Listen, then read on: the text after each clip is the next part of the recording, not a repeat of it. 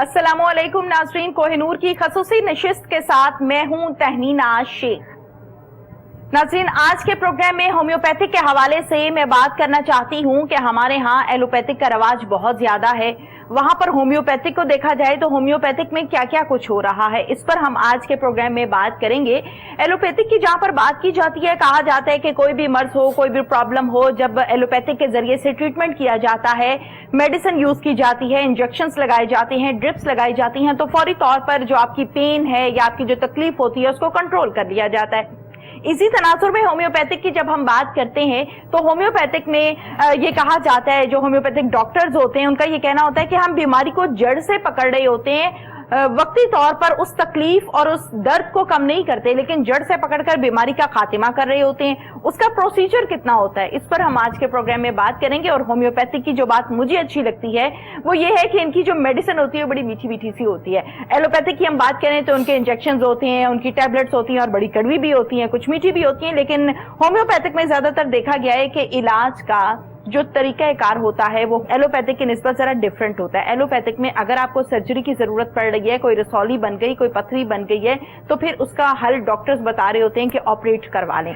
Homeopathic की जहां पर बात करते हैं तो होम्योपैथिक में ज्यादातर ऑपरेट का रुझान नहीं है। उसमें मना किया जाता है कि ऑपरेट नहीं होना चाहिए, मेडिसिन के जरिए से इन रसौलियों को, पथरियों को खत्म किया जाए और मामले को हल किया जाए। लेकिन जहां पर ज्यादा जरूरत होती है ऑपरेट की, फिर ये कहा जाता है कि हाँ, अब ऑपरेट करवाना मजबूरी बन गई है। होम्योपैथिक में पट्ठों के हवाले से क्या क्या कुछ हो रहा है, और हमारे साथ जो एक्सपर्ट इस टाइम स्टूडियोज में मौजूद हैं, किसी तारुफ के मोहताज नहीं है, अरसे दराज से अपना इदारा भी चला रहे हैं और होम्योपैथिक के बड़े अच्छे तजुर्बाकार डॉक्टर हैं, एक्सपर्ट हैं, डॉक्टर ताहिर इकबाल। अस्सलामुअलैकुम।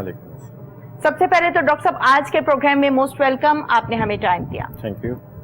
डॉक्टर साहब, गुफ्तगू के सिलसिले को आगे बढ़ाते हैं। सबसे पहले हमारे नाजरीन को, हमारे वो लोग जो नहीं जानते कि होम्योपैथिक क्या है, उनको बताइए कि होम्योपैथिक क्या है।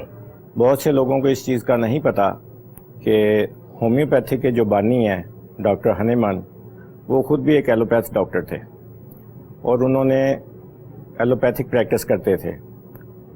लेकिन उस दौर की जो रवायती तरीका इलाज था, जैसे फसद खोलना या जोंकें वगैरह, उसको डॉक्टर हनीमन ने एक जालमाना या एक पुरतशद्दद तरीका इलाज समझते थे जी। डॉक्टर हनीमन खुद बड़े एक नफीस इंसान और रहमदिल शख्सियत के मालिक थे। सही। और वो चाहते थे कि कुछ ऐसा तरीका इलाज मुतारफ़ करवाया जाए कि जो लोगों के लिए सहल हो, आसान हो। इसलिए उन्होंने प्रैक्टिस छोड़ दी और तहकीक के शोबे में आ गए। इसी दौरान जब वो डॉक्टर मैकन के मटीरिया मेडिका का ट्रांसलेट कर रहे थे तो एक चीज़ ने उन्हें हैरान कर दिया कि डॉक्टर मैकन ने उसमें लिखा है कि कुनीन के कारखानों में काम करने वाले लोग ज़्यादा जल्दी मलेरिया का शिकार होते हैं या लर्जा का बुखार का जल्दी उसमें मुब्तला हो जाते हैं। डॉक्टर हनीमन के लिए ये बात हैरत अंगेज़ थी कि कुनीन के कारखानों में काम करने वाला मज़दूर जो काम करता है उससे तो मलेरिया होना ही नहीं चाहिए, क्योंकि मलेरिया की सबसे बड़ी जो मेडिसिन है वो कुनीन है। ठीक है। इस बात ने उन्हें सोचने पर मजबूर किया और उन्होंने कुछ मिकदार में कुनीन रोज़ाना से खुद लेना शुरू कर दी। ओके। और वही हुआ कि उन्हें मलेरिया की अलामात और शिवरिंग का बुखार ज़ाहिर हुआ। सही। उसकी अलामात को उन्होंने नोट करना शुरू किया और वो इस नतीजे पे पहुँचे कि जो खाम चीज़ कसीर मिकदार में जी बीमारी पैदा करती है, वही कलील मिकदार में अगर दी जाए वो बीमारी को दूर भी करती है। ठीक है। ये फ़लसफ़ा बुनियादी तौर पे होम्योपैथिक की बुनियाद बना। इसी को लेके डॉक्टर हनीमन ने अपने एक्सपीरियंसेस शुरू किए और इसी दौरान उन्हें कुछ उनके दोस्त में असर आ गए जो उन्हें रज़ाकराना तौर पे उन्होंने खुद को प्रूविंग के लिए पेश किया। डॉक्टर हनीमन अपने दोस्तों के साथ इस तहकीक के काम में लगे रहे और तकरीबन 1790 में उन्होंने होम्योपैथिक की बुनियाद रखी और एक फ़लसफ़ा पेश किया होम्योपैथिक के बारे में। اور نیا طریقہ علاج دنیا میں متعارف کروایا. اور لوگوں کے لیے ایک نیا طریقہ علاج کو ہضم کرنا بڑا مشکل تھا. ٹھیک ہے. کہ روایتی معالجین کے ہوتے ہوئے ایک نیا طریقہ علاج متعارف ہو گیا. لیکن ڈاکٹر ہانیمن نے تمام تر مخالفت کو بڑی کھندہ پیشانی سے اس کا سامنا کیا، فیس کیا، اور ہر اعتراض کا مدلل جواب دیتے رہے. صحیح. اسی دوران وہ تحقیق کے کام میں آگے بڑھتے رہے. صحیح. اور 1790 سے لے کے 1796 تک اسی طرح مخالفت کا سلسلہ بھی جاری رہا اور تحقیق کا سلسلہ بھی جاری رہا. ٹھیک ہے. اسی دوران جب انہوں نے اس فلسفے کو عام کیا ہومیوپیتھک کا، تو میڈیکل کے بہت سے طلبہ رضاکارانہ طور پہ آگے ان سے مل گئے. ٹھیک ہے. اور ایک نئی پیتھی کو انہوں نے اپنانا شروع کیا. اور ڈاکٹر ہانیمن آہستہ آہستہ چلتے ہوئے 1810 میں انہوں نے اس قانون کو، ہومیوپیتھی کو باقاعدہ طور پہ منوانے میں کامیاب ہو گئے. صحیح. اور 1812 میں لیپزگ یونیورسٹی میں اس کو باقاعدہ ایک سبجیکٹ کے طور پہ پڑھانا شروع کیا. ایک نئی پیتھی دنیا میں ظہور پذیر ہو چکی تھی. اب فرق یہ تھا کہ جہاں ہانیمن پہلے خود سے سارے معاملات کو فیس کر رہے تھے، اب ان کے جانشین بھی پیدا ہونا شروع ہو گئے. لیکن مخالفت کا سلسلہ بھی اسی طریقے سے جاری تھا، اور لوگ اس کوشش میں تھے کہ ہومیوپیتھی کو ایک غیر قانونی پیتھی قرار دے کر اس کو بین کروایا جائے. ٹھیک ہے. لیکن ہومیوپیتھی کی مقبولیت اب بڑھتی ہوئی دوسرے ملکوں تک پہنچ چکی تھی. رجحان بڑھ رہا ہے، لوگوں کا رجحان بڑھ رہا تھا. لوگ ایک آسان طریقہ علاج سے مستفید ہو رہے تھے. اسی دوران 1810 میں انہوں نے ایک کتاب شائع کی ہومیوپیتھک لا کے نام سے. ٹھیک ہے. جس میں ہومیوپیتھی کے قوانین واضح کیے گئے. اور اسی دوران جب اس کو غیر قانونی قرار دلوا کر اس پر بین لگوانے کی کوشش کی جا رہی تھی. ٹھیک ہے. تو آسٹریا کے پرنس شیزان برگ کو ڈاکٹر ہانیمن نے کامیاب علاج کیا. اور وہ اس سے اتنے متاثر ہوئے کہ انہوں نے اس وقت آسٹریا کے کنگ سے ریکویسٹ کی کہ ہومیوپیتھی کے خلاف کس قسم کی غیر قانونی کارروائی نہ کی جائے اور اس کو کام کرنے کا موقع دیا جائے. صحیح. اسی طرح ہومیوپیتھک پھیلتی پھیلتی دنیا کے دوسرے ممالک تک پہنچی. برے صغیر میں اگر ہم اس کو دیکھتے ہیں تو یہ راجہ رنجیت سنگھ کے دور میں یہاں پہنچ چکی تھی، متعارف ہو چکی تھی اچھے طریقے سے. راجہ رنجیت سنگھ جب بیمار ہوئے ہیں تو یورپ سے ایک مستند ڈاکٹر کو بلوا کر ان کا علاج کروایا گیا اور وہ اس سے صحتیاب ہوئے. پاکستان میں جب ہم بات کرتے ہیں ہومیوپیتھی کی تو یہ اب پاکستان کے قانون کے مطابق باقاعدہ پروف شدہ ایک طریقہ علاج ہے جو کسی بھی طور پہ کسی بھی پیتھی سے پیچھے نہیں ہے. ٹھیک ہے. بلکہ میں سمجھتا ہوں کہ یہ ایلوپیتھک سے ایک سٹیپ آگے ہے. اوکے. جہاں پہ ایلوپیتھک اپنا کام کرنا چھوڑ دیتی ہے وہاں سے ہومیوپیتھک سٹارٹ کرتی ہے. یہ ایلوپیتھک سے اگلا سٹیپ ہے. ٹھیک ہے. کیونکہ جہاں آپریشن بتا دیا جاتا ہے، آپریشن کے بعد بتاتے ہیں کہ جس کا کوئی علاج نہیں ہے. ہومیوپیتھی ان بیماریوں کو بھی ٹھیک کرتی ہے جس میں ایلوپیتھی ناکام ہو جاتی ہے. ٹھیک ہے.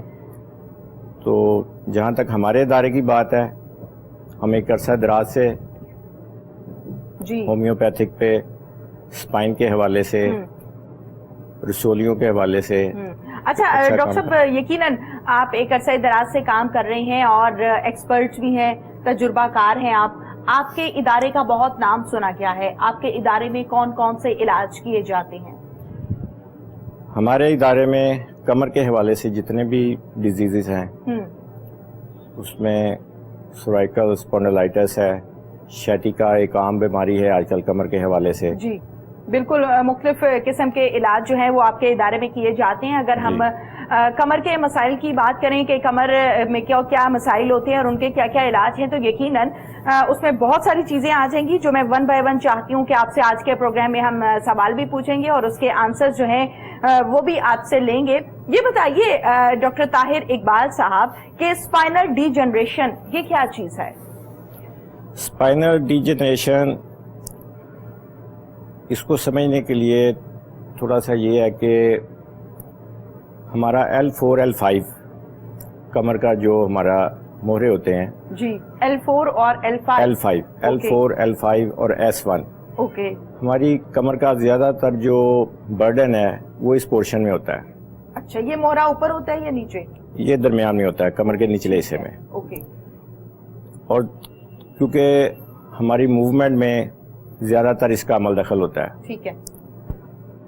جو ہماری ڈسک ہوتی ہے ڈیجنریٹ ہوتی ہے جس کو ہم کہتے ہیں. اچھا ہماری جو ڈسک ہوتی ہے اس حوالے سے بتائیے کہ یہ ڈسک کہاں ہوتی ہے اور کیا سلسلہ ہے؟ یہ دو موہروں کے درمیان جو ڈسک ہوتی ہے ہماری یہ لائک ایز کشن ہوتی ہے. ٹھیک ہے. اس کا جو درمیانی حصہ ہوتا ہے یہ تھوڑا سا ابھرا ہوا ہوتا ہے اور لائک جیلی ہوتا ہے. ٹھیک ہے. ڈسک ہماری 80% واٹرڈ ہوتی ہے. بائی برتھ یہ 80% واٹرڈ ہوتی ہے لیکن ٹائم کے ساتھ ساتھ یہ جیسے ایج 30 میں آتے ہیں یہ 40 میں آتے ہیں تو یہ اس کی پرسنٹیج کم ہو جاتی ہے. یہ تقریباً 70% پہ آ جاتی ہے. ٹھیک ہے.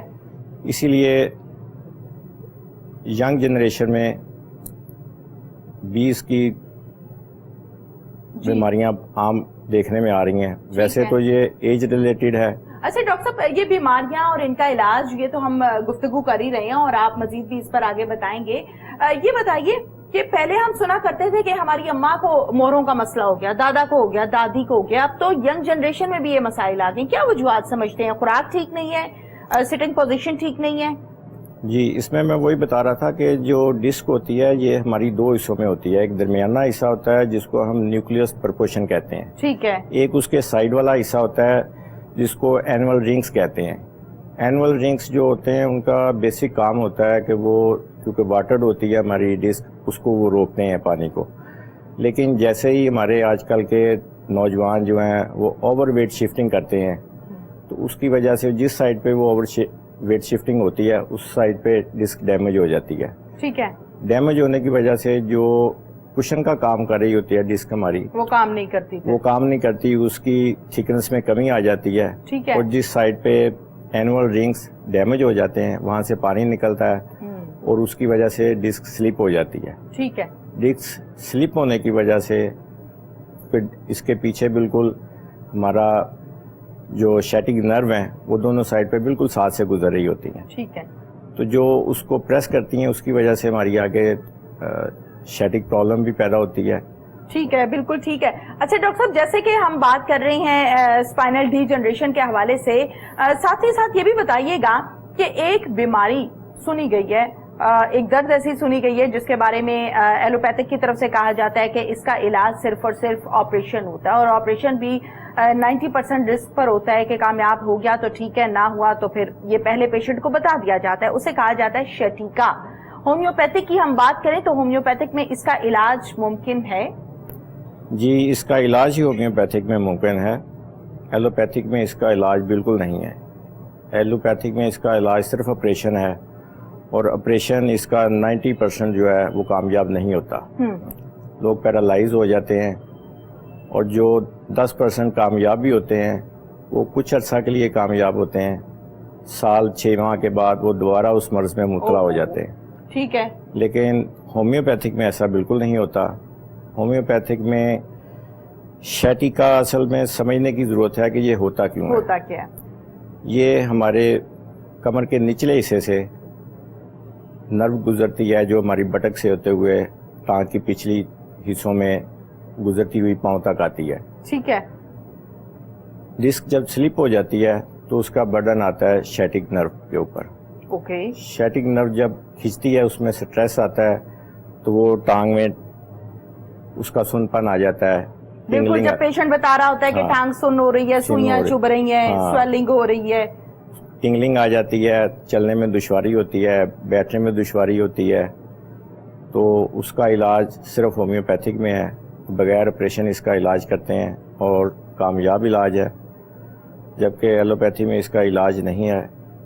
آپریٹ تو کر دیتے ہیں لیکن 5 سے 6 ماہ تک لوگ ویسے ہی اس میں بیڈ ریسٹ پہ چلے جاتے ہیں. اور ہومیوپیتھک میں ساتھ ساتھ علاج ہوتا ہے اور ساتھ ساتھ بندہ ایکٹیویٹ ہو جاتا ہے. ٹھیک ہے. اس میں تھوڑا سا یہ ہے کہ جو لوگ 90% میں سمجھتا ہوں کہ ہومیوپیتھک میں یہ کیوریبل ہے. جو ہومیوپیتھک سے اس ڈیزیز میں کامیاب نہیں ہوتے لوگ, اس کی وجہ یہ ہے کہ لوگ سیلف میڈیکیشن کرتے ہیں. بالکل. یا ڈاکٹر کی یا ڈاکٹرز کی ہدایات کے مطابق عمل نہیں کرتے. جب انہیں یہ بتایا جاتا ہے کہ آپ نے 5 سے 6 ماہ تک علاج کرنا ہے, تو وہ 1 یا 1.5 ماہ کے دوران علاج کروانے کے بعد اپنی مرضی سے چھوڑ دیتے ہیں, کیونکہ انہیں تھوڑا سا ریلیف مل جاتا ہے, وہ سمجھتے ہیں ہم ٹھیک ہو گئے ہیں. حالانکہ وہ افیکٹ آف ڈیزیز ٹھیک ہوتی ہے, ڈیزیز اپنی جگہ پہ موجود ہوتی ہے. تو اسی لیے علاج ہمیشہ ڈاکٹر کی ایڈوائز پہ کروانا چاہیے. بالکل بالکل. اور جب تک اسے بتایا جائے کہ یہ 4 ماہ یا 6 ماہ تک آپ نے میڈیسن لینی ہے, اور جب تک ڈاکٹر اسے ایڈوائز نہ کرے کہ آپ نے میڈیسن نہیں چھوڑنی, اس کو نہیں چھوڑنی چاہیے. ٹھیک ہے. ایلوپیتھک میں اس کا علاج پین کلر دیتے ہیں جو فوری طور پہ افیکٹ کرتی ہے, اور پیشنٹ درد ختم ہو جاتی درد ختم ہو جاتا ہے, اور پیشنٹ یہ سمجھتا ہے کہ میں ٹھیک ہو گیا ہوں. ہاں جی. حالانکہ وہ ٹھیک نہیں ہوتا. وہ 1 سے 2 ماہ 2 سے 3 ماہ وہ چلتا رہتا ہے, وہ یہ سمجھتا ہے کہ میں ٹھیک ہو گیا ہوں, حالانکہ پرابلم جو ہے پہلے سے زیادہ بڑھ رہی ہوتی ہے. ٹھیک ہے. اور جیسے ہی پھر ایک وقت آتا ہے کہ پین کلر اپنا کام کرنا چھوڑ دیتی ہے. ٹھیک ہے. اور ڈیزیز پہلے سے زیادہ بڑھ گئی ہوتی ہے. ٹھیک ہے. اور ہومیوپیتھک میں یہ ہوتا ہے کہ ہم پین کلر نہیں دیتے, ہم پین کیور دیتے ہیں. ٹھیک ہے. مریض جتنا عرصہ میڈیسن کھاتا ہے, اس کی اصل جو ڈیزیز ہوتی ہے, جو ڈسک سلپ ہوتی ہے, ہم نے اس کو فوکس کیا ہوتا ہے. ٹھیک ہے. وہ جتنا بھی ٹھیک ہوتا ہے وہ پرماننٹ بیسس پہ ٹھیک ہو رہا ہوتا ہے. بالکل بالکل. جڑ سے پکڑتے ہیں. جڑ سے پکڑتے ہیں. ٹھیک ہے. اور ہومیوپیتھک, اسی لیے میں کہہ رہا تھا سٹارٹ میں جو میں نے آپ کو بات کہی ہے کہ ایلوپیتھک سے اگلی سٹیج ہے, کیونکہ کمر کا علاج ایلوپیتھک میں نہیں ہے. ٹھیک ہے. اور ہومیوپیتھک میں لوگ اس سے کیور ہو رہے ہیں اور صحتیاب ہو رہے ہیں, مسائل صحتیاب لوگوں ہو کے حل ہو رہے رہے ہیں. ہیں. اور زیادہ اب لوگ, یہ بیماری اتنی زیادہ ہو گئی ہے کہ ہر 10 میں سے 4 لوگ اس کا شکار ہیں. اچھا مجھے یہ بتائیے ڈاکٹر طاہر اقبال, جیسے کہ شٹیکا کے حوالے سے بڑی ڈیٹیل کے ساتھ آپ نے بتایا کہ کہاں سے وین چلتی ہے, کہاں تک پہنچتی ہے, کیا فیلنگز آتی ہیں پیشنٹ کو, ساتھ ہی ساتھ یہ بھی بتائیے کہ اکثر لوگوں کو میں نے یہ کہتے ہوئے بھی سنا ہے کہ شٹیکا میں اکثر اوقات وزن پڑ جائے ٹانگ پر یا آپ گر جائیں تو بھی شٹیکا ہو جاتی ہے, یہ باتیں درست ہیں؟ یہ باتیں درست ہیں. اوور ویٹ جب آپ کرتے ہیں, اوور ویٹ شفٹنگ کرتے ہیں, جیسے عورتیں گھروں میں کام کر رہی ہیں, یہ ایک دم سے بیماری پیدا نہیں ہوتی. جیسے اوور ویٹ سے کیا مراد ہے؟ مطلب جتنا آپ وزن اٹھا سکتی ہیں اس سے بڑھ کے آپ بہادری دکھائیں تو بہادری دکھانے کی کوشش کریں, یا بیماری اصل میں جسم میں آ چکی ہوتی ہے لیکن یہ ٹائم ٹیکنگ ہوتی ہے. جیسے ہماری ڈسک جو ہے, جب اس میں پانی کم ہو جاتا ہے, جی ڈی ہائیڈریشن ہو جاتا ہے. آپ نے جب ہم MRI دیکھتے ہیں تو اس میں ایک لفظ لکھا ہوتا ہے ڈی ہائیڈریشن. ڈی ہائیڈریشن پانی کی کمی کی وجہ سے ہوتا ہے. جب ڈسک میں پانی کی کمی واقع ہو جاتی ہے تو جو اس کا نیوکلیس پرپورشن ہوتا ہے اس میں پانی کم ہوتا ہے, اور ڈسک کا جب ہم اوور ویٹ اس کو کرتے ہیں یا بائک پہ جاتے ہوئے کہیں جھٹکا لگ جاتا ہے تو جس سائڈ پہ وزن آتا ہے اس سائڈ پہ اینول رنگز ڈیمیج کر جاتے ہیں. اینول رنگز جب ڈیمیج کر جاتے ہیں تو اس وجہ سے جو یہ ہوتا ہے لائک ایز کشن ہمارے موڑوں کے درمیان جو ڈسک ہوتی ہے, ٹھیک ہے, اس کی جب تھکنس کم ہو جاتی ہے تو اس کی وجہ سے یہ پرابلم جلدی آ جاتی ہے کہ موہرے آپس میں گھسنا شروع ہو جاتے ہیں. ٹھیک ہے. اور اسی دوران جب پتہ نہیں چلتا کہ ہمارے جسم میں ڈی ہائیڈریشن ہو چکی ہے تو عورتیں گھر میں کام کرتے ہوئے کسی چیز کو ہلکا سا زیادہ ضرورت سے زیادہ پش کرتی ہیں, یا جو لڑکے باڈی بلڈنگ وغیرہ کرتے ہیں وہ زیادہ ویٹ اٹھاتے ہیں, اس کی وجہ سے کیونکہ پرابلم پہلے سے آ رہی ہوتی ہے, وہ سمجھتے ہیں کہ ایک دم سے ہمیں پرابلم آئی ہے, حالانکہ یہ ایک دم سے نہیں آتی. ٹھیک ہے, پرابلم بیچ میں چل رہی ہے. یعنی وہ پیشنٹ جن کو شٹیکا ہے ان کے لیے خوشخبری یہ ہے کہ ہومیوپیتھک میں اس کا علاج ممکن ہے. جی الحمدللہ, یہ ختم ہو جائے گا, ٹھیک ہو جائے گا 100%. زبردست ہو گیا. ڈاکٹر طاہر اقبال کی طرف سے بڑی اچھی خبر آئی ہے. اچھا یہ بتائیے ڈاکٹر طاہر اقبال صاحب کہ شٹیکا کا جو علاج ہے, اگر میں آپ سے یہ جاننا چاہوں کہ اس کا کتنا دورانیہ, یعنی ایک پیشنٹ ہے اس کو شٹیکا ہے, وہ آپ کے پاس آیا ہے, اب آپ نے اس کا ٹریٹمنٹ سٹارٹ کر دیا ہے, اس ٹریٹمنٹ کے لیے آپ کو چند ماہ درکار ہیں یا چند سال درکار ہیں یا چند ہفتے درکار ہیں؟ یہ ڈیپینڈ کرتا ہے کہ پیشنٹ کی MRI دیکھنے کے بعد کہ اس کو پوزیشن جو ہے اس کی ڈیزیز کس پوزیشن پہ ہے, اوکے, ارلی سٹیج پہ ہے یا وہ پہلے ہی پین کلر کھا کے اپنی مرض کو بڑھا چکا ہے. اس کی کنڈیشن دیکھ کے اس کے مطابق اس کو بتایا جاتا ہے کہ یہ 3 ماہ میں ٹھیک ہو سکتے ہیں یا 6 ماہ میں ٹھیک ہو سکتے ہیں. پین کلر کھانے سے مرض بڑھ جاتا ہے؟ مرض پین کلر کھانے سے نہیں بڑھتا, لیکن پین کلر علاج نہیں ہے نا, علاج نہیں ہے, علاج نہیں ہے. علاج اپنی جگہ پہ ہوتا ہے وقتی طور پہ. پین کلر کھانے سے یہ ہوتا ہے کہ انسان یہ سمجھتا ہے کہ تکلیف کا احساس ختم ہو جاتا ہے تو وہ سمجھتا ہے کہ میں ٹھیک ہو گیا ہوں, وہ احتیاطی تدابیر اختیار نہیں کرتا, چھوڑ دیتا ہے اور ڈیزیز اپنی جگہ پہ قائم ہوتی ہے, ایزی لینے لگ جاتا ہے, ایزی لینے لگ جاتا ہے. آسٹیوپرائسس کیا چیز ہے؟ یہ ہڈیوں کا بربرا پن ہوتا ہے. اوکے. اس میں زیادہ تر عورتیں اس کا شکار ہو رہی ہیں کیونکہ وٹامن ڈی کی کمی, پانی کا کم استعمال, اور لیڈیز میں کچھ ان کی جو پوشیدہ امراض ہیں ان کا اگر آپریٹ کروا لیا جائے تو وہ بھی اس مرض کے بڑھنے کا باعث ہے, لیڈیز میں خاص طور پہ وجہ ہو سکتی ہے. ٹھیک ہے. اور کیونکہ اس میں ہڈیاں بربری ہو جاتی ہیں تو اس میں انجری کا بھی بہت زیادہ چانسز ہوتا ہے. اوکے. کہ جیسے میں نے بتایا کہ کسی چیز کو اگر آپ پش کرتے ہیں کیونکہ ہڈیاں آپ کی کمزور ہو چکی ہیں تو وہ انجری کی صورت اختیار کر جاتی ہیں. ٹھیک ہے. ہومیوپیتھک میں اس کا طریقہ علاج ہے کہ ہم وٹامن ڈی کی کمی پوری کرتے ہیں اور فوری طور پہ ورٹیبرا جس میٹیریل سے بنتے ہیں اس کمی کو پورا کیا جاتا ہے میڈیسنز کے ذریعے. ٹھیک ہے. اور وہ آہستہ آہستہ ایک تو فوری طور پہ ڈیزیز رک جاتی ہے جتنی ڈی جنریٹ ہو چکی ہوتی ہے, ٹھیک, اور باقی جو ہے اس کا پروسیجر وہ کچھ ماہ کے علاج کے بعد اس کو مکمل طور پہ کیور ہو جاتا ہے. بالکل آپ نے ٹھیک کہا. اچھا یہ بتائیے جیسے کہ آپ نے کہا کہ وائٹامن ڈی کی کمی ہونا یا اور جو پوشیدہ امراض ہوتے ہیں خواتین میں ان کی وجہ سے بھی یہ مرض جو ہے وہ آپ کا بڑھ جاتا ہے یا بن جاتا ہے, ریزن یہ بھی ہو سکتی ہے. جہاں تک وائٹامن ڈی کی آپ نے بات کی ہے ڈاکٹر طاہر اقبال, یہ بتائیے کہ آپ کا تجربہ کیا کہتا ہے, وائٹامن ڈی کی کمی زیادہ تر پاکستان میں دیکھی جاتی ہے, آپ کس طرح سے وائٹامن ڈی حاصل کر سکتے ہیں؟ عام فہم زبان میں اور لوگوں کے تجربے کی ہم بات کریں تو لوگ یہ کہتے ہیں کہ دھوپ میں بیٹھے وائٹامن ڈی مل جاتا ہے, وائٹامن ڈی کی ٹیبلٹس کھائیں وائٹامن ڈی مل جاتا ہے, وائٹامن ڈی کے انجیکشنز لیں دودھ میں مکس کریں وائٹامن ڈی مل جاتا ہے, جو کہ اسکن کے لیے ہڈیوں کے لیے بہت ضروری ہے. آپ کا تجربہ کیا کہتا ہے؟ یہ تو اس میں متوازن خوراک لوگ نہیں لیتے شروع سے, دودھ کا استعمال نہیں کرتے, اور ویسے بھی ہمارے ہاں دودھ خالص ملتا ہی نہیں ہے. دھوپ میں بیٹھنے کی دور کی بات ہے, پتہ نہیں کیا کیا ملا ہوتا ہے. ہاں, اس میں ہوتا ہی صرف کیمیکل ہے. ہاں.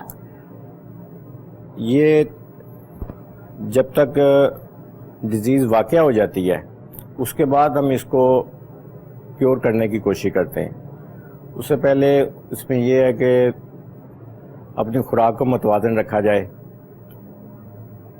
پانی کا استعمال زیادہ کیا جائے, اور ایسی خوراکیں جن میں وٹامن ڈی ہوتی ہے اس کو زیادہ اپنی خوراک کا حصہ بنائیں. ٹھیک ہے.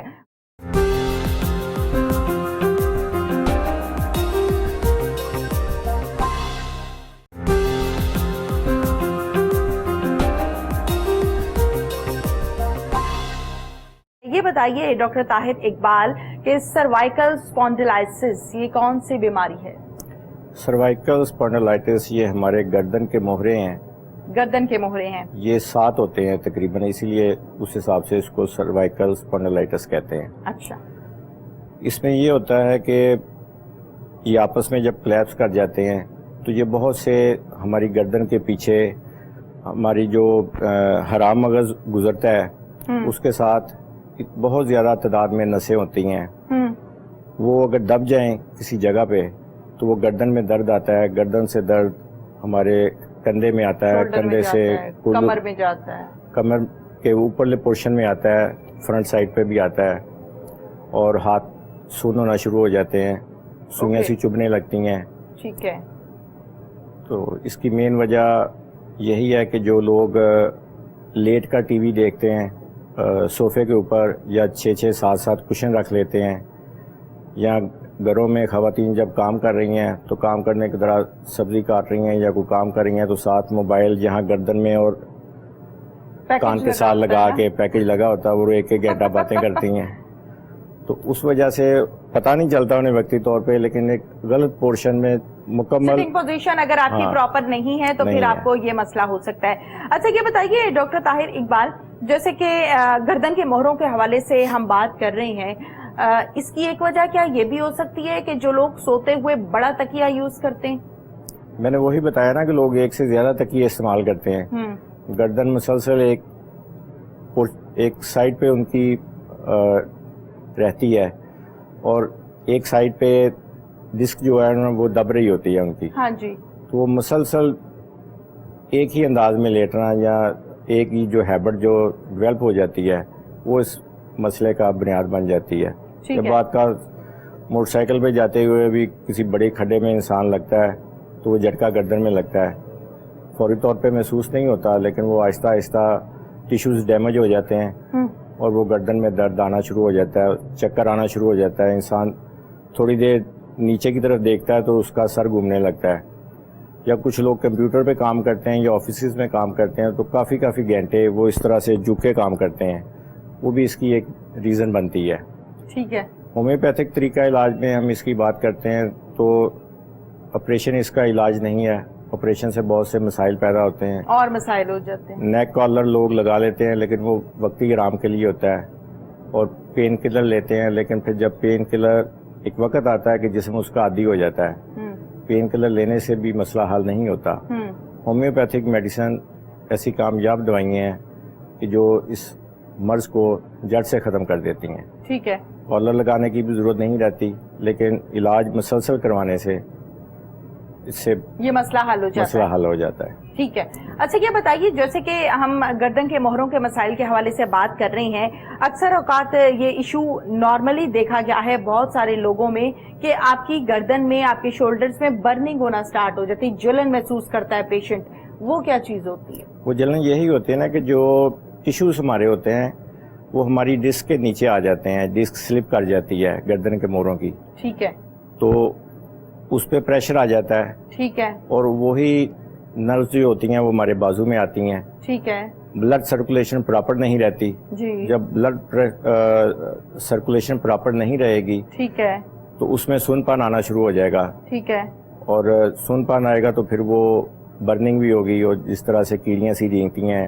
ہاتھوں کی انگلیوں میں اور ہاتھ میں وہ محسوس ہوتا ہے۔ ٹھیک ہے، بالکل ٹھیک ہے۔ آپ نے جیسے کہ کہا کہ ٹیشوز جو ہیں وہ ڈسک کے نیچے آ جاتے ہیں یا ان پر دباؤ ہوتا ہے تو پھر اس طرح کی پیشنٹ فیلنگز بتاتا ہے کہ جلن ہو رہی ہے، پرابلم ہو رہی ہے، ڈاکٹر صاحب کچھ ہی دیر کے ریسٹ کے بعد وہ ٹھیک بھی ہو جاتا ہے، تو کیا وہ ڈسک واپس ٹھیک ہو جاتی ہے، ٹیشوز واپس ٹھیک ہو جاتے ہیں، یا اکثر اوقات صرف اور صرف تھکاوٹ بھی اس کی ایک مین وجہ ہو سکتی ہے؟ کیونکہ آج کل ہم ڈیوٹی آرز کی بات کریں، کام کاج کی بات کریں تو لوگ پہلے کی نسبت بہت زیادہ مصروف ہو گئے ہیں، ایکٹیو ہو کے اگر آپ اپنے پی سی پہ بیٹھے ہوئے ہیں کنٹینیوسلی تو obviously آپ کی گردن دکھے گی، اب آپ 3 گھنٹے سے موبائل یوز کر رہے ہیں ڈبل تکیہ رکھ کے تو بھی آپ کی گردن دکھے گی، سوتے ہوئے آپ ڈبل تکیہ یوز کر رہے ہیں تو بھی آپ کی گردن میں برننگ تو ہوگی، لیکن سٹریس سے بھی اکثر اوقات برننگ ہوتی ہے۔ جی بالکل آپ نے صحیح کہا، سٹریس جو ہوتا ہے وہ اس میں ڈپریشن کی وجہ سے بھی لوگوں کے گردن میں درد آتی ہے، برننگ ہوتی ہے نا، برننگ ہوتی ہے، اوکے، تو یہ مختلف عوامل ہیں جن سے مل کے پرابلمس پیدا ہوتی ہے۔ تو جیسے ابھی ہم شیٹیکا کی بات کر رہے تھے، جی، تو شیٹیکا میں بھی جو لوگ ڈرائیور حضرات ہیں جو بڑی لمبی گاڑیاں چلاتے ہیں، مطلب لاہور سے کراچی ٹرک وغیرہ لے کے جاتے ہیں، یا جو لوگ کمپیوٹر پہ بیٹھ کے گھنٹوں کام کرتے ہیں، ہماری کمر کے بالکل ساتھ سے لوور پورشن سے یہاں L4 L5 اور S1 S2 S3 بھی ہوتا ہے، لیکن زیادہ پریشر جو ہوتا ہے نا ہمارا S1 پہ ہوتا ہے، نہیں L4 L5 اور S1 پہ ہوتا ہے، ٹھیک ہے، تینوں پہ، اور مسلسل زیادہ بیٹھنے کی وجہ سے پیریفارمس سنڈروم ایک ٹیشو ہوتا ہے وہ بالکل شیٹنگ نرو کے پاس سے گزرتا ہے، ٹھیک ہے، اور زیادہ دیر بیٹھنے کی وجہ سے یا لمبی ڈرائیو کرنے کی وجہ سے اس میں سٹریس آ جاتا ہے، وہ پہلے ہی دباؤ کا شکار ہوتا ہے، چونکہ وہ پہلے ہی دباؤ کا شکار ہوتا ہے تو اس میں جیسے ہی سٹریس آتا ہے تو شیٹنگ نرو کے اوپر اس کا پریشر آ جاتا ہے، اوکے، شیٹنگ نرو پہ جیسے ہی اس کا پریشر آتا ہے تو ہماری بٹکس میں درد آتی ہے، ٹانگ کی پچھلی سائڈ سے ہوتا ہوا یہ پاؤں تک جاتا ہے، اور اس کو ارک النساء اسی لیے بولتے ہیں۔ لنگڑی کا درد، ٹنگلنگ آ جاتی ہے، نمنس آ جاتی ہے، وہ اس کا مین ریزن یہی ہوتا ہے کہ آپ ایک ہی سٹائل میں غلط طریقے سے مسلسل بیٹھے رہنے ٹھیک نہیں ہے۔ بالکل ٹھیک ہے۔ اچھا ڈاکٹر صاحب یہ بتائیے کہ اسپائنل ایسنٹری یہ کیا ہے، کون سی بیماری ہے، کس طرح سے لگتی ہے اور اس کا علاج کیا ہے، یہ تمام چیزیں مجھے بتائیے گا اور ہمارے ناظرین کو بتائیے گا۔ یہ بنیادی طور پہ ہڈیوں کا ترچھا پن ہوتا ہے کہ اب دیکھنے میں پتہ چل جاتا ہے کہ ایک شخص اگر بیٹھا ہے یا جا رہا ہے تو اسے دور سے دیکھنے سے پتہ چل جاتا ہے کہ اس کی ایک سائڈ کندھے کی نیچے ہوتی ہے اور دوسری سائڈ اوپر ہو جاتی ہے۔ اسی وجہ سے آگے کیونکہ حرام مغز میں کھچاؤ آ جاتا ہے، اس کا اگر علاج پراپر نہ کروایا جائے تو اسی سے ہی آگے سائنوسس کی پرابلم پیدا ہو جاتی ہے اور ہڈیوں کا ڈیجنریٹ ہونا شروع ہو جاتی ہیں۔ حرام مغز عموماً 60 سال سے زیادہ عمر کے جو لوگ ہیں وہ اس کا شکار ہوتے ہیں، ٹھیک ہے، کیونکہ اس میں سٹریس آ جاتا ہے، کمزوری کی وجہ سے، ویکنس کی وجہ سے۔ اسپائنل ایسنٹری کی بات ہو رہی ہے؟ نہیں، اس کی ایسنٹری کی۔ اوکے۔ تو کیونکہ عمر کے حساب سے ویکنس آ جاتی ہے تو اس میں کھچاؤ آتا ہے اور کولا ایک سائڈ سے اوپر کو محسوس ہوتا ہے، ایک سائڈ سے نیچے ہو جاتا ہے، تو اس لیے اس کا جو ترچھا پن ہے نا وہ اس کی مین نشانی ہے۔ اچھا یہ ڈاکٹر صاحب جو آپ بتا رہے ہیں کہ ہڈیوں کا ترچھا پن اس کی مین ریزن ہے، ہڈیاں ترچھی کیوں ہوتی ہیں؟ اس میں بہت سی وجوہات ہو جاتی ہیں۔ ایک تو ڈیجنریٹ ہو جاتی ہیں، جو ہماری ڈسک ہوتی ہے وہ اپنی اصل پوزیشن میں نہیں رہتی۔ ہماری جو ڈسک ہوتی ہے اس کا مین کام یہ ہوتا ہے کہ وہ شاک ابزرور کا کام دیتی ہے موڑوں کے درمیان۔ ٹھیک ہے۔ اچھا ڈاکٹر طاہر اقبال یہ بتائیے گا کہ اسپائنل سائنوسس یہ کون سی بیماری ہے؟ اسپائنل سائنوسس یہ ہے کہ حرام مغز جس نالی سے گزرتا ہے نا، ٹھیک ہے، اس میں اگر سکڑاؤ آ جائے، ٹھیک ہے، یہ بھی ایج ریلیٹڈ ڈیزیز ہے۔ اوکے۔ اور اس میں جب یہ آپ اس کو ایسے سمجھ لیں کہ لائک ایز جیسے پائپ ہوتا ہے اور پائپ کے اندر سے وائرنگ کی تار گزرتی ہے، ٹھیک ہے، اسی طرح جو پائپ ہوتا ہے اس میں سے حرام مغز جہاں سے گزرتا ہے، ٹھیک ہے، اس میں اگر سکڑاؤ آ جائے، سکڑ جانے کی وجہ سے، نسوں پہ دباؤ آنے کی وجہ سے، کیونکہ اس کا گیپ کم ہو جاتا ہے، اوکے، گیپ کم ہونے کی وجہ سے اسپائنل کارڈ پہ پریشر آ جاتا ہے، ٹھیک ہے، اور اسپائنل کارڈ پہ پریشر آنے کی وجہ سے یہ ڈیزیز پیدا ہوتی ہے۔ یہ عموماً 60 سال سے زیادہ عمر کے لوگوں میں ہوتی ہے، اوکے، اور عام اور طور اس کا علاج ہومیوپیتھک میں ممکن ہے؟ جی بالکل ممکن ہے۔ اس کا جو درد ہوتی ہے وہ پوری کمر میں فیل ہوتی ہے، کمر کے آخری مہروں تک اس کا کھچاؤ محسوس ہوتا ہے، اور گردن سے لے کے اینڈ ٹیل تک اس کا کھچاؤ محسوس ہوتا ہے، اور یہ بڑا تکلیف دہ مرحلہ ہوتا ہے۔ اچھا پتھریوں کے حوالے سے ڈاکٹر صاحب بتائیے گا کہ پتھریاں جسم میں کہاں کہاں بنتی ہیں اور اس کی کیا وجوہات ہوتی ہیں؟ اکثر اوقات جب پتھری بن جاتی ہے اور وہ بڑی ہو جاتی ہے تب جا کے پیشنٹ اس کو سیریس لیتا ہے، ڈاکٹر کے پاس جاتا ہے، ان کو بتاتا ہے کہ جی مجھے یہ مسئلہ ہو گیا، پھر اس کا ایکس رے ہوتا ہے، الٹرا ساؤنڈ ہوتا ہے، جو بھی ایک سلسلہ ہوتا ہے ڈاکٹرز کا، وہ کر کے بتاتے ہیں جی اب تو اس کا آپریٹ ہوگا۔ تو آپ بتائیے کہ پتھریاں جسم میں کہاں کہاں بنتی ہیں؟ پتھریاں جسم میں گردوں میں پتھریاں بنتی ہیں، مثانہ میں پتھری بنتی ہے، پتا میں پتھری بنتی ہے، ٹھیک ہے۔ جہاں تک ان کے علاج کی بات ہے، میرا خیال ہے ہومیوپیتھک میں سب سے جو ہومیوپیتھی کی کامیابی ہے وہ گردوں کی پتھری کے حوالے سے، اب یہ بات زبان زد عام ہے کہ لوگ جب بھی انہیں ڈائگنوز ہوتا ہے کہ جی آپ کو پتھری ہے، ان کی رپورٹس آتی ہیں، ڈاکٹر انہیں بتاتے ہیں، چاہے ایلوپیتھک ڈاکٹر انہیں بتا رہے ہوتے ہیں کہ جی آپ کی کڈنی میں سٹون آ گیا ہے، ٹھیک ہے، تو ان کی سب سے پہلی جو پرائرٹی ہوتی ہے، ان کے ذہن میں جو بات آتی ہے کہ جی اس کا ہومیوپیتھک میں آسان علاج ہے، اس کو آپریٹ کروانے کی ضرورت یعنی نہیں۔ زبان زد عام ہو گیا یہ زبان زد عام ہے، ٹھیک ہے، اور بہت سے ہمارے ایلوپیتھی کے جو ڈاکٹر حضرات ہیں جو اس بات کو فوکس کرتے ہیں کہ لوگوں کو شفا آنی چاہیے، اس چیز کو فوکس نہیں کرتے کہ یہ کس پیتھی سے آ رہی ہے، مقصد تو ہے کہ لوگوں کو شفا حاصل ہونی چاہیے۔ جی تو وہ بھی انہیں بتا دیتے ہیں کہ آپ کسی اچھے ہومیوپیتھ سے اس کا علاج کروا لیں. بصورت دیگر اگر وہ نہیں کامیاب ہوتا تو پھر آپ اس کو آپریٹ کی طرف جائیں. اچھا، ایک بڑی امپورٹنٹ چیز ہے جو میں چاہتی ہوں کہ ناظرین کے ساتھ ہم ضرور شیئر کریں. ہمارے ہاں بیماری ہو جاتی ہے، پرابلم ہو جاتی ہے، وہ بیماری جب بڑھ کے سیریس نہیں ہو جاتی اس سے پہلے ہم خود بھی سیریس نہیں ہوتے ہیں. یعنی تکلیف حد سے جب بڑھ جاتی ہے پتھری کی صورت میں یا کسی رسولی کی صورت میں، پھر ہم ڈاکٹر کا رخ کرتے ہیں اور ڈاکٹر کو بتاتے ہیں کہ ڈاکٹر صاحب مجھے یہ پرابلم ہے اور اب اس کا علاج کیا ہے. یقیناً جو ہومیوپیتھک کے ہوں گے وہ اپنا طریقہ علاج بتائیں گے، جو ایلوپیتھک کے ہوں گے وہ اپنا طریقہ علاج بتائیں گے. تو یہ بڑی امپورٹنٹ چیز ہے کہ اگر آپ کو کوئی گڑبڑ فیل ہو رہی ہے، کچھ محسوس ہو رہا ہے، علیحدہ سے فیلنگز آ رہی ہیں، تو آپ فوراً سے ڈاکٹر کے پاس جائیں اس سے پہلے کہ وہ سیریس مرض بن جائے. کیا کہیں گے اس حوالے سے؟ جی میں وہی بتا رہا ہوں نا کہ اس پہ جب بھی ڈائگنوز ہوتا ہے نا کہ گردے کی پتھری، پوری دنیا میں گردے کی پتھری کے حوالے سے اور پتے کی پتھری کے حوالے سے یہ بات عام ہو گئی ہے. اب تو بچہ لوگ خود سے جا کے ہومیوپیتھک سٹور سے میڈیسن طلب کر لیتے ہیں کہ جو گردے میں پتھری ہے اس کی میڈیسن دے دیں. اچھا، گردے میں پتھری بنتی کیسے؟ یہ غیر شفاف پانی پینے کی وجہ سے، وٹامن ڈی کی کمی کی وجہ سے، ٹھیک ہے، پیشاب کی صورتحال غیر متروم ہونے کی وجہ سے، ٹھیک ہے، اور امراض معدہ اور جگر وغیرہ جب ٹھیک سے کام نہ کر رہے ہوں، یہ بھی گردے میں پتھری بننے کی ایک مین وجہ بن جاتی ہے. ٹھیک ہے. تو اس کو پھر آپ لوگ میڈیسن کے ذریعے سے ڈیزالو کر دیتے ہیں؟ یہ میڈیسن آپریشن نہیں کرانا پڑتا؟ آپریشن نہیں کروانا پڑتا، میڈیسن کے ذریعے ڈیزالو ہو جاتی ہے. اور ایلوپیتھی میں اس کا بھی علاج صرف آپریشن بتاتے ہیں اور اس کا بھی کامیاب علاج نہیں ہوتا، یا اس کو شعاؤں کے ساتھ ڈیزالو کرتے ہیں، وہ بھی ایک تکلیف دہ عمل ہوتا ہے.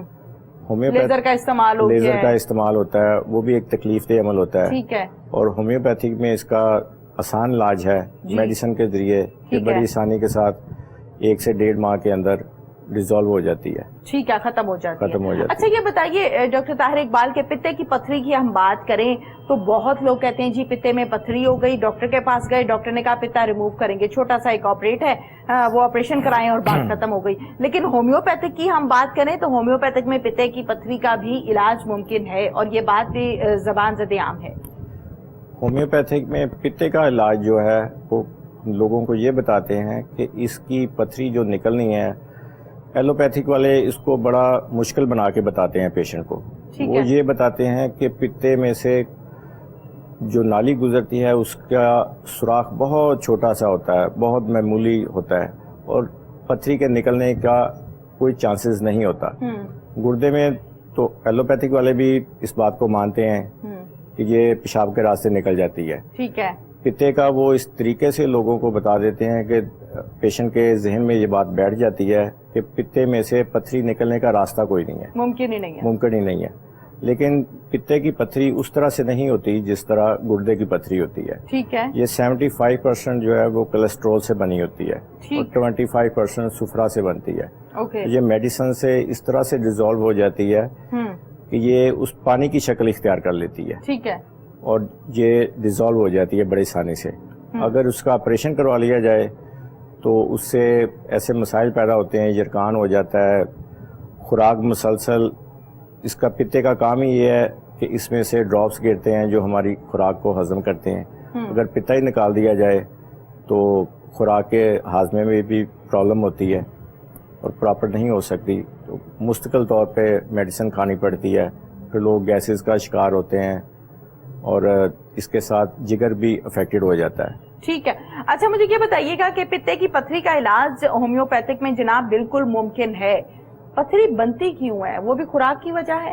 ایک مرتبہ وہ ذرا ریپیٹ کر دیں ہمارے ناظرین کے لیے. میں نے ابھی جیسے آپ کو بتایا کہ پتے میں جو پتھری بنتی ہے وہ کولیسٹرول سے بنتی ہے. کولیسٹرول سے؟ بناسپتی گھی کی وجہ سے بنتی ہے، سفرا کی وجہ سے بنتی ہے. لیکن 75% جو ہے وہ کولیسٹرول سے بنتی ہے پتے کی پتھری. ٹھیک ہے. اچھا رسولیاں، اکثر اوقات یہ سنا کیا ہے کہ یوٹرس میں رسولی ہو گئی، ڈاکٹر کے پاس گئے، ڈاکٹر نے کہا کہ بھائی یہ تو اب آپریٹ ہی ہوگا. آپریٹ بھی ہو جاتا ہے، 5-6 ماہ بعد، سال بعد وہ دوبارہ سے بن جاتی ہیں. جب دوبارہ ڈاکٹر کے پاس جاتے ہیں کہ ڈاکٹر صاحب اس کا تو ہم نے آپریٹ کرایا تھا، یہ پھر سے رسولی بن گئی، تو ڈاکٹر صاحب بتا رہے ہوتے ہیں یہ تو جڑوں والی تھی. یہ روٹس والی تھی اس لیے یہ دوبارہ سے بن گئی ہے. پھر اس کا کیا علاج ہوتا ہے ڈاکٹر صاحب؟ اس کا علاج یہ ہے کہ یوٹرس ہی ریموو کر دیتے ہیں، جو کہ ایک بڑی خطرناک سی بات ہے. آپ کیا سمجھتے ہیں کہ رسولیوں کا علاج ممکن ہے؟ یہ تو ہم نے پتھری کی بات کی ہے نا، رسولی کا علاج ممکن ہے؟ رسولی کا علاج بالکل ممکن ہے. اور ویری گڈ.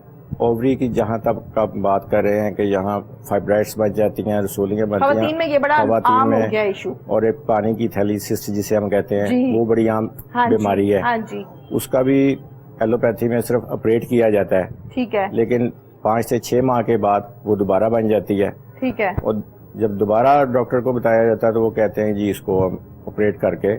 اور ہومیوپیتھک میں اس کا جو علاج ہے وہ 3 سے 4 ماہ کا علاج کروائیں تو یہ مکمل طور پہ ٹھیک ہو جاتی ہیں. جیسے کہتے ہیں آپ کہ جڑوں والی ہیں. ہومیوپیتھک کیونکہ فوکس ہی روٹ سے کرتا ہے کسی بھی مرض کو، تو اس کو مکمل طور پہ ٹھیک کر دیتے ہیں. اور ہومیوپیتھک کے طریقہ علاج سے جب اس کو ریموو کیا جاتا ہے تو اس کے دوبارہ بننے کے کوئی چانسز نہیں ہوتے. ٹھیک ہے، بالکل ٹھیک ہے. اچھا ڈاکٹر صاحب یہ بتائیے کہ جیسے کہ کمر کے مختلف امراض کا علاج آپ کرتے ہیں اور تسلی بخش علاج کرتے ہیں اور آپ کے پیشنٹ ہسٹری سے آپ کو یاد بھی رکھتے ہیں، وہ کون کون سی خوراکیں ہیں جو ہمیں آج کل استعمال کرنی چاہیے جس سے ہماری کمر میں پرابلمز ہی نہ ہو، ہمارے بہروں میں پرابلمز نہ ہو، ہڈیاں نہ بھریں؟ ایک تو دودھ کا استعمال زیادہ کرنا چاہیے. ٹھیک ہے. سیب کا استعمال زیادہ کرنا چاہیے. ورزش کرنی چاہیے باقاعدگی کے ساتھ. واک کرنی چاہیے. یہ ہمارے معاشرے میں تقریباً ختم ہوتا جا رہا ہے کہ لوگ واک نہیں کرتے، اس سے پٹھے کمزور ہو جاتے ہیں. کمزور پٹھوں کی وجہ سے سارے مسائل آگے پیدا ہوتے ہیں. ٹھیک ہے. تو اس لیے اس چیز کو فوکس کرنا چاہیے کہ جتنی کمر کی تکلیف آج کل بڑھ رہی ہے، امریکہ جیسا ملک میں اس وقت 8 کروڑ سے زیادہ لوگ اس کا شکار ہیں. ٹھیک ہے. پاکستان میں بھی ہر 10 میں سے 4 لوگ اس مرض کا شکار ہیں اور یہ بڑی تیزی سے بڑھ رہا ہے. ٹھیک ہے. تو اس کو سنجیدہ لینا چاہیے اور جیسے ہی اس میں تھوڑی سی آپ پرابلم فیل کریں تو فوراً ڈاکٹر سے رجوع کرنا چاہیے. لوگ اس کو معمولی سمجھ کے چھوڑ دیتے ہیں یا خود سے مساج کر لیتے ہیں یا سیلف میڈیکیشن کر لیتے ہیں، تو یہ سمجھتے ہیں کہ ہم ٹھیک ہو گئے ہیں. اچھا ایک بڑا مسئلہ ہے ڈاکٹر طاہر اقبال کہ ہمارے ہاں یہ بات کامن ہوتی جا رہی ہے، بلکہ اب تو ہر گھر کا رواج ہو گیا مالش کرنا، مساج کرنا. آپ ڈاکٹر ہیں، آپ یہ بتائیے کہ کیا یہ مساج کرنا، مالش کرنا درست ہے یا یہ آپ کی صحت کو مزید خراب کرتا ہے، نقصان کرتا ہے؟ یہ اس صورت میں تو ٹھیک ہے کہ اگر آپ کو پٹھوں کا کھچاؤ ہے، ٹھیک ہے، آپ گرم پانی کی ٹکور کر لیتے ہیں یا مالش ایسی کر لیتے ہیں جو ہلکے ہاتھ سے کی جائے. اگر بہت زیادہ زور لگا کے مالش بھی کی جائے تو اس سے ٹیشو ڈیمیج ہو جاتے ہیں. ٹھیک ہے. پرابلم کم ہونے کی بجائے بڑھ جاتی ہے. اوکے. تو مساج یا ٹکور وغیرہ یہ ایک حد تک پاسبل ہے، لیکن اگر آپ کا ڈسک میں پرابلم ہے تو وہ مالش سے ٹھیک نہیں ہوگی. آپ کو شٹیکا کی پرابلم ہے وہ مالش سے ٹھیک نہیں ہوگی، وہ میڈیسن سے ٹھیک ہوگی. ٹھیک ہے. ڈسک ہیرینیٹڈ ہو گئی ہے، پھٹ گئی ہے، وہ مالش سے کسی صورت ٹھیک نہیں ہو سکتی، وہ میڈیسن سے ہی ٹھیک ہوگی. اوکے، بالکل ٹھیک ہے. اچھا یہ بتائیے جیسے کہ ہم پروگرام کے آغاز میں بھی بات کر رہے تھے، سیلف میڈیکیشن بڑا اس کا رواج ہو گیا ہے ڈاکٹر صاحب. ہر بندہ کہتا ہے کہ میں خود ہی ڈاکٹر ہوں، مجھے پتا ہے سر میں درد ہو تو کیا کھانا ہے، بخار ہو گیا تو کیا کھانا ہے، زکام ہو گیا تو کیا کھانا ہے. اب ایک جو آپ میڈیسن یوز کرتے ہیں، ٹیبلٹ یوز کرتے ہیں ہومیوپیتھک میں یا ایلوپیتھک میں، زیادہ تر اس کا رواج ایلوپیتھک کی طرف ہے، اس سے آپ کو نقصان بھی ہو سکتا ہے. ہر دوائی ہر شخص کو سوٹ نہیں کرتی. کیا کہیں گے کہ سیلف میڈیکیشن نہیں ہونی چاہیے؟ بالکل نہیں ہونی چاہیے. سیلف میڈیکیشن کی وجہ سے ہی بیماریاں جو ہے وہ زیادہ ہوتی ہیں. بیماری جب تھوڑی ہوتی ہے سیلف میڈیکیشن سے ہم اس کو خود ہی بڑھا لیتے ہیں. ٹھیک ہے. وہ پھر ایسی سٹیج پہ آ جاتی ہے کہ جہاں پہ ڈاکٹر کو بھی اس سے ٹھیک کرنے میں جہاں 1 ماہ لگتا ہے وہاں پہ 6 ماہ لگتے ہیں. اوکے ٹھیک ہے، بالکل ٹھیک ہے. اچھا یہ بتائیے کہ آج کل جو مسئلہ بہت بڑا ہے جو نہ صرف پاکستان بلکہ دنیا کی بہت بڑی بڑی قوتیں ہیں جس کو کنٹرول نہ کر سکیں، وہ ہے کرونا، کووڈ-19. کرونا کا علاج ہومیوپیتھک میں ممکن ہے؟ کرونا کا علاج ہومیوپیتھک میں بالکل ممکن ہے. یہ ذرا ڈیٹیل سے بتا دیں تاکہ سننے والے جو ہیں ان کو حوصلہ ہو جائے، تسلی ہو جائے. کرونا کا علاج بالکل ممکن ہے اور خاص طور پہ آپ نے دیکھا ہوگا کہ جیسے یہ وبا پھوٹی ہے ہمارے ہمسایہ ملک میں، اس پہ لوگوں نے لائنوں میں لگ کے میڈیسن لی ہے، آرسینکم 30. اچھا. وہاں کی گورنمنٹ نے بھی اناؤنس کر دیا تھا کہ جی اس کو اگر 3 دن مسلسل لیں تو کرونا کا مرض نہیں ہوتا. ٹھیک ہے. اصل میں تو وہ کورونا کا علاج نہیں ہے، وہ تو ہے قوت مدافعت کے خلاف. اگر اس کو 3 دن آپ استعمال کریں آپ کی قوت مدافعت بہتر ہو جاتی ہے. ٹھیک ہے. کورونا کا جہاں تک علاج ہے وہ سمٹم ٹو سمٹم ہے ہومیوپیتھک میں.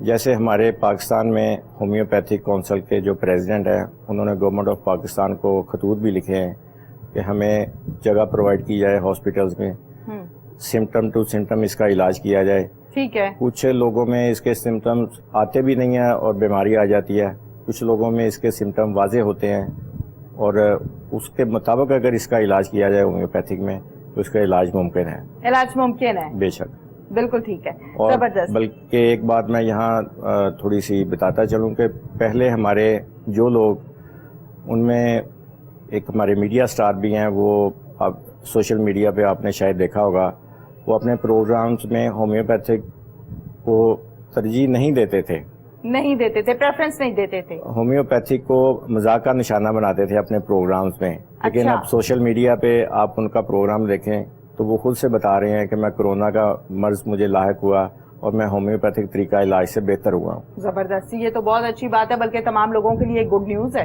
جی بہت بہت شکریہ ڈاکٹر طاہر اقبال، آپ نے ہمیں ٹائم دیا. Thank you very much. ناظرین، پروگرام کا وقت اپنے اختتام کو پہنچا. سیم ٹائم سیم چینل پھر سے حاضر ہوں گے. اپنی میزبان تہمینہ شیخ کو اجازت دیجیے. اللہ حافظ.